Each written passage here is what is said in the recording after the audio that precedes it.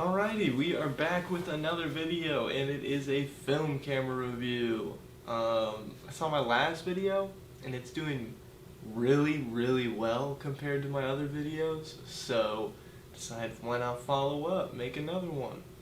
And this time, we got a camera that has the whole dang box. Look at that! And the message shots because you forgot to advance the film. Well, now Canon comes to the rescue.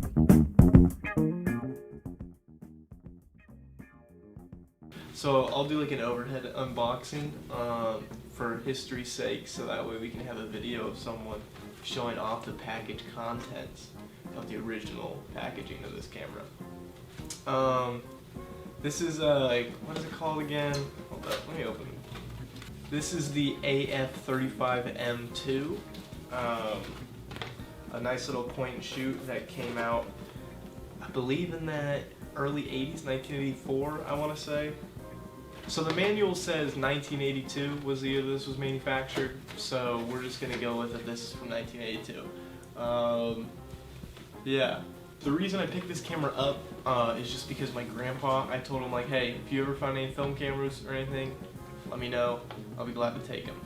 I just meant that as like if he finds them in storage, but apparently he went out of his way to just go and buy me a ton of film cameras. And so he ended up coming back to me with 3 film cameras. One of them I gave to my girlfriend. It was a Samsung. One of them was this, and then there's another one. Let me grab it. It was this nice classic Kodak camera right here. Yeah, you see these a lot, honestly, I feel, but it's just such a cool thing to have in my collection. It's a nice little bookend. Yeah, I really like this thing. It also came with a package. Let me see if I can find that.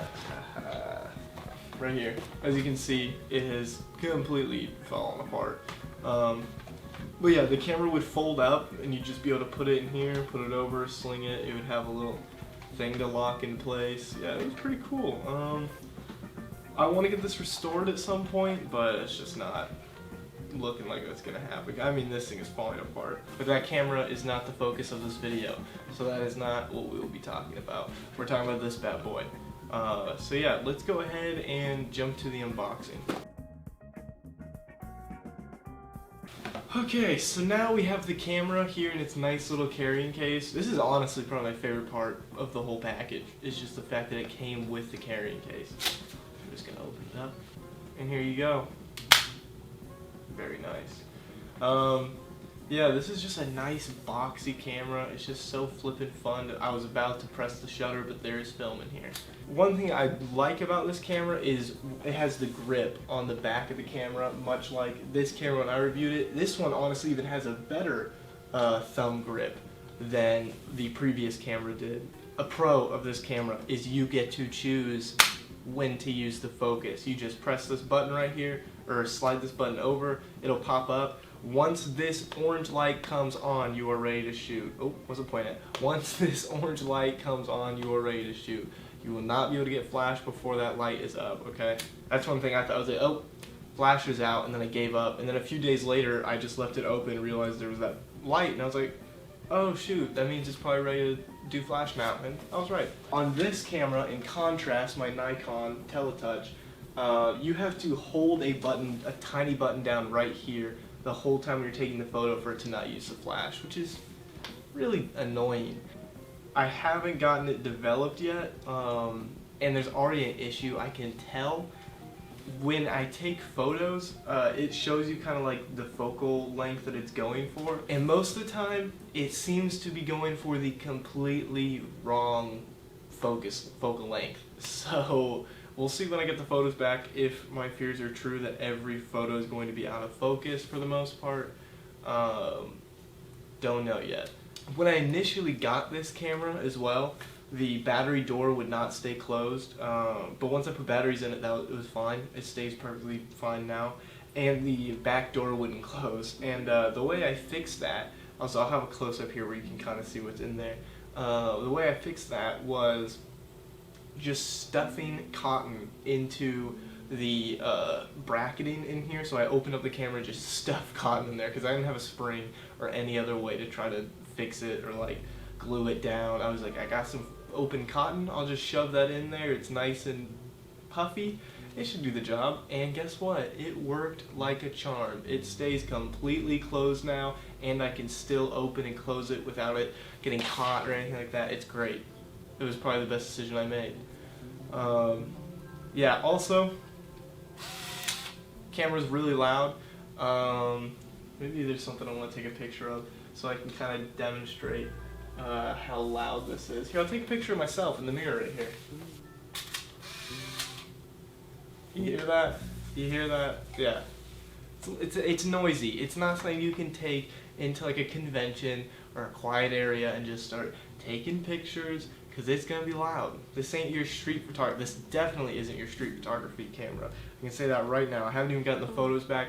I can guarantee it, because this thing seems to have an autofocus that is out of whack. But another thing that I didn't like about the camera is you have to manually set your ISO/ASA from a bottom dial that's down here. I was so used to on this Nikon where it just does it automatically by reading the DX code.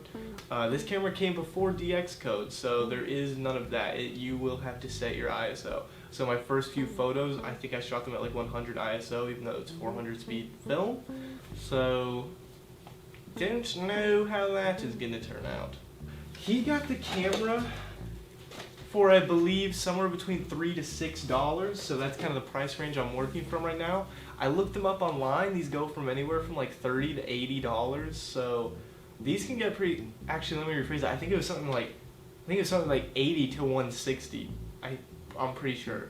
So these can get really pricey for them in good condition, but this one is not, because I've already stated the other problems that I have with it. Also, there's just straight up a crack that's just showing electronics off. Okay, let's do a run through of the camera. Just everything you need to know about the camera really quick. So, as I said before, you got your ISO right here, dial on the button that you'll change that with. You get a 38mm 2.8 lens, so not the fastest lens in the world by a long shot. And then it's, it says it's got its Canon autofocus, which at the time was hot garbage, honestly. It wasn't really until Nikon came along with this teletouch that autofocus started actually becoming something you could confidently use. Next to the lens, you have a self timer right here that you can set or turn it off. That's your typical timer. I'm not sure how long it's for, honestly. But if you want a good photo, this actually might be a good route to go, because it'll pre-focus, so it has all that time to gather the focus before you take the photo. So that actually might help. I haven't tried it. And then you have your on and off button, which literally just opens up the lens and turns the camera on. And then slide that down and turn the camera off. You got your flash right here. You have viewfinder lens right here. I believe this is for where where it's capturing autofocus. I'm not really sure. I wish I could tell you, but I'm pretty sure these two sensors right here are used for gathering focus, kind of like an IR blaster, like this thing has right here and here. I think it's actually just right here. I could be wrong. I don't know. What do I know? Then up top, you have your shutter release right here. Just press that, take a photo, boom. Then you have your image counter, how many shots you have left.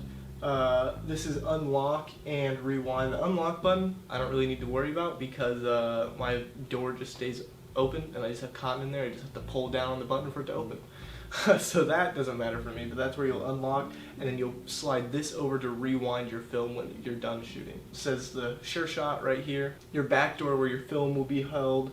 Viewfinder, flash light, and then this is the release for your flash. On this side right here, you will have the open for the door. This side, nothing other than if you wanted to put the strap through it, you could do that right here. Then you have your battery door. This is where you can mount it on a tripod. I've actually used it. It works. Who would have thought? And that's it. Your serial number. That's everything on this camera. It's a really basic point and shoot. One of the most basic I've seen. This one's also super basic. I like this one more from what I can tell so far.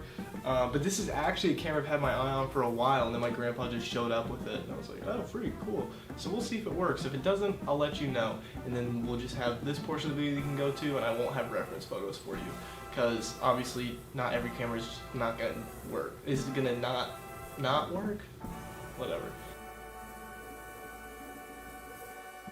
Alright, time for a quick history lesson on the camera. So, in the US, this camera is called the Sure Shot, but in Japan, it's referred to as the AF35M too, which most people call it now. But also there were some countries, I think the UK, like Europe, it was called the Auto Boy. So, pretty cool. There's also this camera first launched in 1979. I have a 1982 model.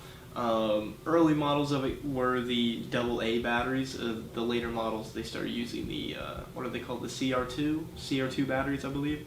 So if yours comes with like a CR2 and you're like, why is my AA not fitting? Which I hope you're educated enough to understand that's probably not for a AA then. Well, now you know. It's for a, let me look up the name of the battery so you know. It takes a 2 CR5 battery, so that way you know. If it does not take 2 AA's, it's a 2 CR5.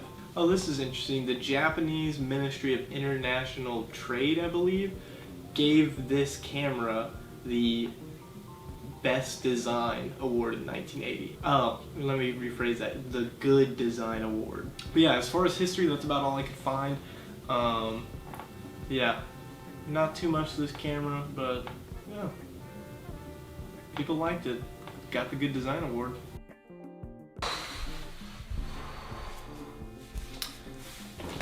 Oh, well,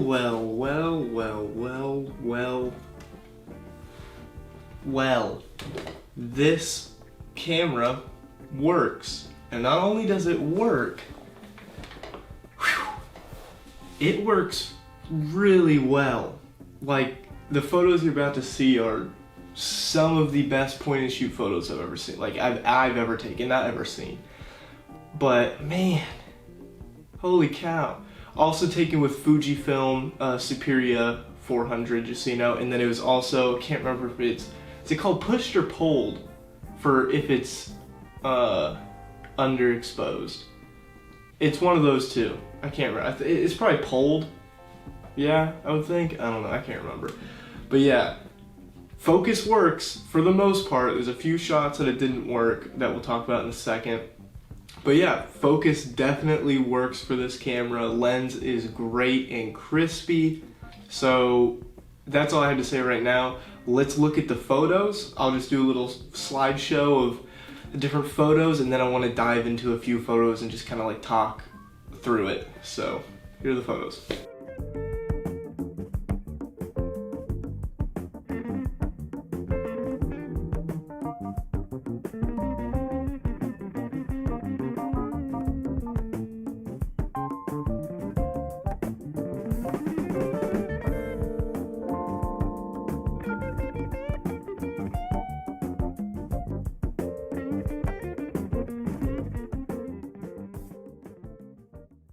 Okay, so I have them pulled up on my phone really quick. So the first photo I want to talk about is going to be that first photo of a girl I don't know.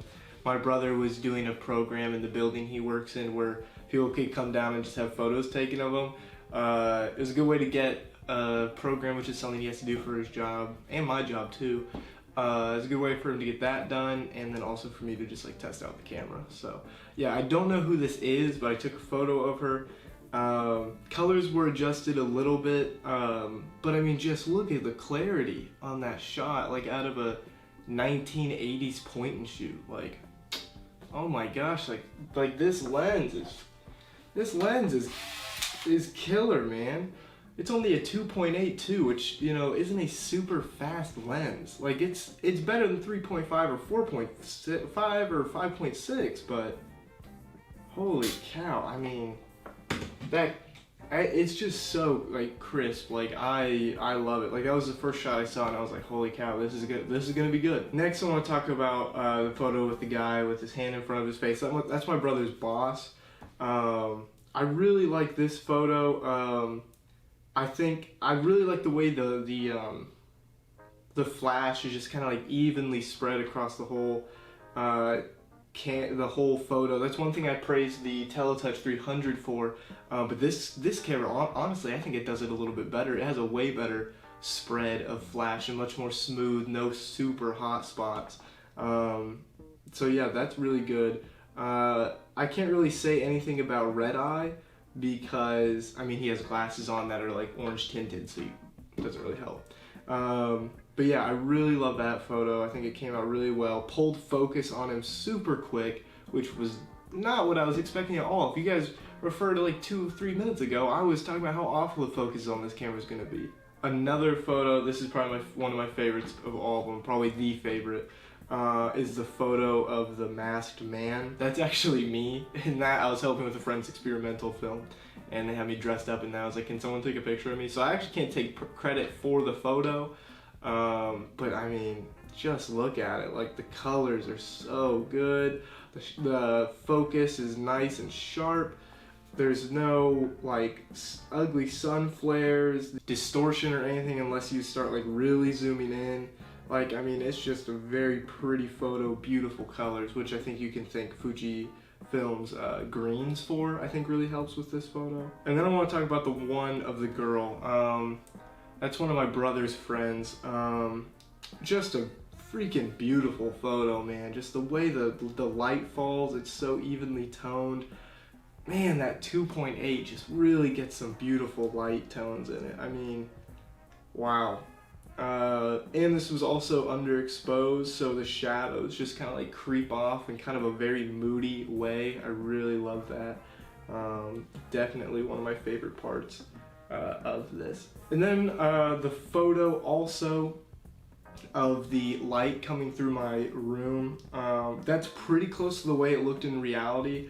In reality, it was actually way more orange than the way it comes up in the photo, which is crazy that it was even more orange than it shows up in this. It was so beautiful, but just like the way like the black just like rolls off into the corners, it's just like, you just get so much detail in those shadows still. It's still noisy, but there's so much detail in it if you don't zoom in a crazy ton. I mean, it would make like a beautiful like lo-fi background, you know? Like, man, it just looks so good. That's pretty much all the photos I wanted to talk about that I was like in love with. As you can see right here, there are some blurry shots this thing took. The one example shot I took came out of focus, which is funny because I took that while I was shooting this video. The one of the duck that I took is also out of focus. The one of my face is out of focus. There's two of my shoe that are out of focus. There's one of my friend Sydney that's out of focus, but that was intentional. So I feel like the closer you get to a subject, the more it starts to struggle. And that's where you're gonna start having issues. As long as you can stay, like I think like 3-4 feet away from your subject, you're not gonna really run into issues. It has proven to be really reliable focus, which is something you definitely want when you're looking for a point and shoot. Now that I've flipping, like, seen it, held it, shot with it, seen the photos, like, holy cow, I feel bad for hating on this camera at first. Now that I've seen the photos, like, I'm freaking, my mind's blown by it. Like, it's such a good point and shoot, which makes sense why so many people are always hyping this camera up. I always see people talking about this camera as the go-to point and shoot. And yeah, I have to agree. Okay, now these cameras are going for about 40 to 130 as of today. 40 to 140, a really wide range on the internet. I would say if you can find it in working condition for $40 to $60, highly recommend, 100%. I was lucky enough to get this for free, and I am going to be gifting it to a friend, which is kind of sad because this is a freaking awesome camera and I cannot believe I'm gifting this to someone. This freaking sucks. Oh well. She gave me my first film camera, so it's worth it. But yeah, that will wrap it up for this video. Super awesome camera, cannot recommend enough. Like, this blew me away. Like, this is such a good camera. Like, the hype is real on this guy. Holy cow. Yeah, a few things to plug before I go. My film photography account at Millimeter Photos. if you want to see the rest of the photos I took, because I didn't put all of them in the slideshow. And also, I have a vintage clothing store. If you guys would like to buy some vintage clothes, go over there. It's at Central Vintage Official. Got all kinds of stuff up there. Everything just went on sale due to this pandemic. People aren't really willing to buy, especially when they're having to pay like $80 for hand sanitizer. So I decided to just like price slash everything. All right, you see that? This is my wall. Right there, we have the Tommy Jeans t-shirt, Ralph Lauren Polo Jeans Company sweater, and then a Levon sport jacket. Yeah. So, yeah. Those are some of my favorites. Those are up on the store. I think it's $5, $7, $7. Don't quote me on that, but I'm pretty sure that's the prices for those. Alright, well that wraps up today's video. That's everything. Alright, I just had a really long outro, so I'm just gonna go. Bye-bye. Oh my gosh.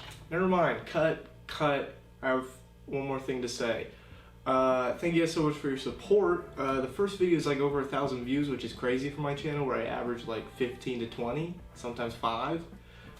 So hitting 1,000 views is like crazy for me. So I was like, I gotta follow up. I have so many cameras I could review, and as of right now, I have 3 other cameras that I could review. 2 of them I could do right now if I really wanted to. 1 of them I still need to test. But yeah. So yeah, subscribe because there are more of these coming. I still have 3 cameras currently that I could do, and I can always keep buying cameras if this goes well. So yeah, support the channel by leaving a comment, liking, subscribing, do whatever you gotta do. Okay, bye-bye. Now bye-bye.